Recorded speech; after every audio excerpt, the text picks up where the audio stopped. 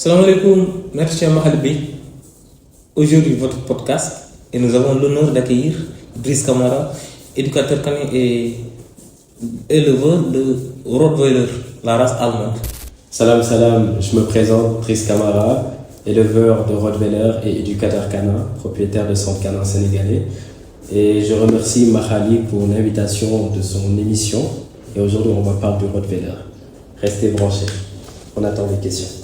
Brice am mbégte recevoir le fini donc ñu war a waxtaanee le xaj bu bëri coow le Rottweiler un peu donc voilà il est allemand mais dañuy dégg chaque jour muy am ay polémique ci cerveau bi y en a ñu nga xamante ne ñoom vraiment l'aspect beauté donc moo leen gën a yóbbu au point de ne pas tenir en compte exactement les conséquences yi nga xamante ne ñu ngi rey le Rottweiler allemand.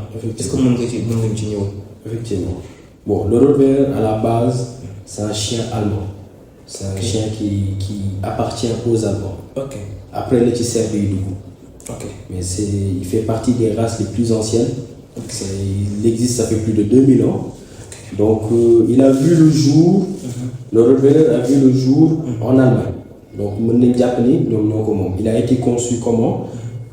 Avec les Romains. Okay. Donc il était un chien d'utilité de travail, okay. de surveillance de bétail. Okay. Donc le Rottweiler allemand, c'est le standard. Standard, qui dit standard dit le Rottweiler en manière générale. Okay. Donc aujourd'hui, différence entre la lignée serbe et la lignée allemande, c'est quoi? Eux, ils utilisent, je ne veux pas faire de publicité de lignée, okay. Mais ils sont plus sur l'hypertype. Et un chien beau qui ne fait pas trop de fonctionnalité, qui n'a pas trop de fonctionnalité typique, ils sont plus dans l'optique d'un chien de travail. C'est okay. Ça. Mais qui peut associer, c'est-à-dire d'associer le travail et la beauté. Mon lolo moi liggéeyu ADRK. Moi Allgemeine Deutsche Rottweiler Club. Moi ADRK. Donc à partir de ADRK, de fexe na ba dëkk bu nekk mu am benn représentant wu ADRK. Okay. Si c'est la France, c'est l'UFR. Okay. Union française pour le Rottweiler. Il y en a plus d'une vingtaine. Donc, là, la différence. Mais Serbie, le problème aujourd'hui, on est que ils sont trop sur un Rottweiler trop beau. Okay. Trop beau.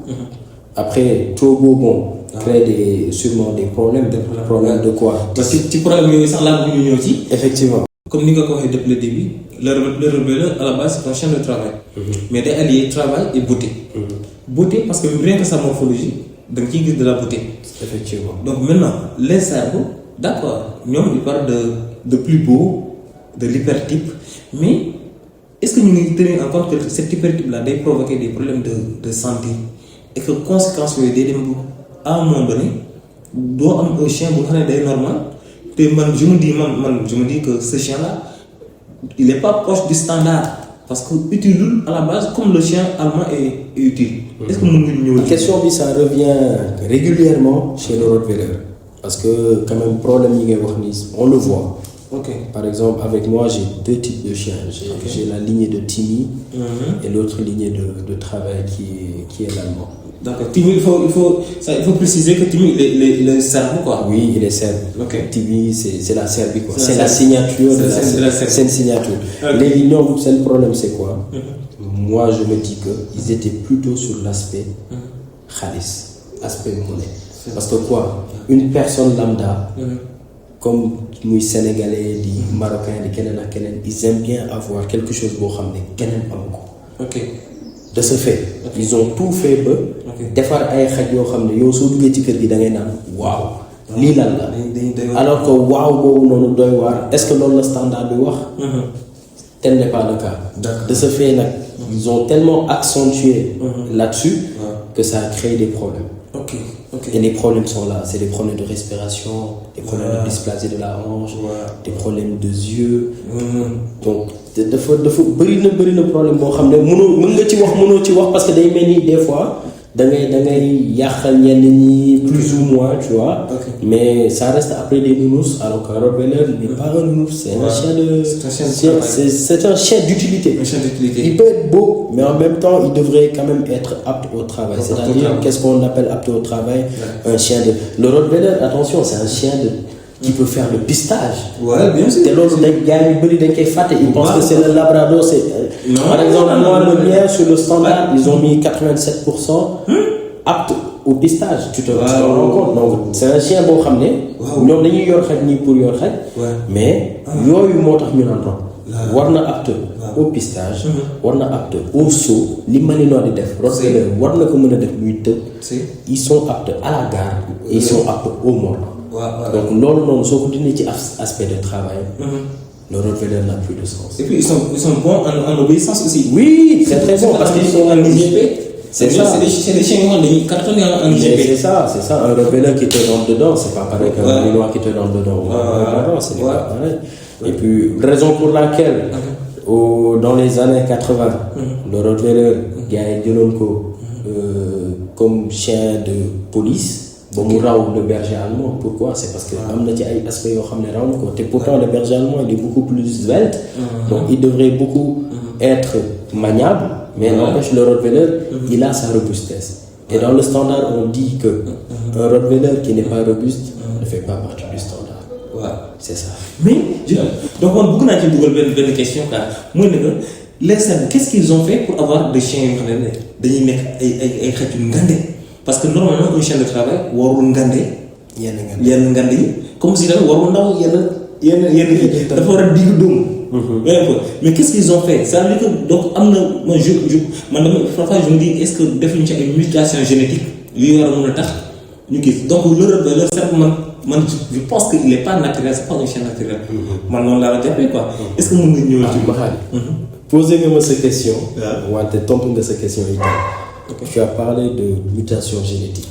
Donc, ils se sont tellement accentués sur la mutation génétique. Et de ce fait, une mutation génétique peut te sortir des défauts. Maintenant, ils se sont plus accentués sur ces défauts-là pour développer leur propre signature. D'accord. Sauf fait mariage. De ce fait, des fois museau extra aplati ça vient du doc de Bordeaux, ça vient de ceci cela parce que à l'aspect visuel tu vois plus de rang, tu vois une autre race. De ce fait hybride bobo qu'ils ont eu à utiliser, c'est ce qui fait l'explication, mais ils vont jamais le mettre quand même sur des aspects écrits. Donc ils ont un truc qui est plus ou moins louche là-dedans. De ce fait, c'est ce qui fait affaire B, quoi. Pourquoi c'est une question beau? Par exemple, ce Rottweiler là, ce chien il a un museau aplati. Et la conséquence là pour logiquement il doit faire du mordant. Ça veut dire que le museau explique tout simplement que ce chien il n'est pas apte au mordant. C'est ça. Et puis même le standard ne dit pas ça. Le standard il dit que le Rottweiler doit avoir un museau plus ou moins long. C'est-à-dire un museau long et pointu, tu es disqualifié, c'est un défaut. Donc il y a un Rottweiler qui est museau comme Rottweiler sénégalais. Donc il ne fait pas partie du standard. Un museau trop aplati ne fait pas partie du standard. Donc le stop doit être marqué. Le stop du Rottweiler doit être marqué. De ce fait que plus le stop est marqué, plus le crâne est développé. Et il sera moi, ce que j'ai compris, c'est que les Serbes, il y a d'autres passionnés de Rottweiler qui seraient intéressés par le côté utilitaire. Ça veut dire que c'est le côté utilitaire, Rottweiler d'accord à il se limite tout simplement à la beauté. Et que cette beauté-là, lui provoquer de dommages, dommage que c'est les jours comme tu me dis. Parce que par exemple, chez nous, on a besoin de chiens d'utilité. Ce chien-là, moi j'en ai une fois croisé au Rottweiler, c'est un ami qui l'a dressé. Mais quand il met un collier plat au cou du chien, collier plat, c'est pourquoi tu as les khadbi de yuhu. Et puis il était trop petit de taille. Donc là, ça comme si je comprendrais, je peux pas. Si j'ai besoin d'un chien de travail, je peux faire confiance aux Serbes. Mais attention, Mahali, ce n'est pas tous les Serbes. Il y en a de ces Serbes qui font d'excellent travail. qui suivent la lignée ADRK carrément. Et ils font vraiment un travail excellent et ils arrivent à produire des chiens de travail. Des chiens qui peuvent faire le mordant. C'est-à-dire, Serbie, dafa am ñenn ci Serbie ñoo xam ne ils suivent Timi. Ouais. Et d'autres ne le suivent pas. Il y en a qui sont d'accord avec ça, c'est une information. et d'autres non. C'est pas comme si tout le pays fait du Timi.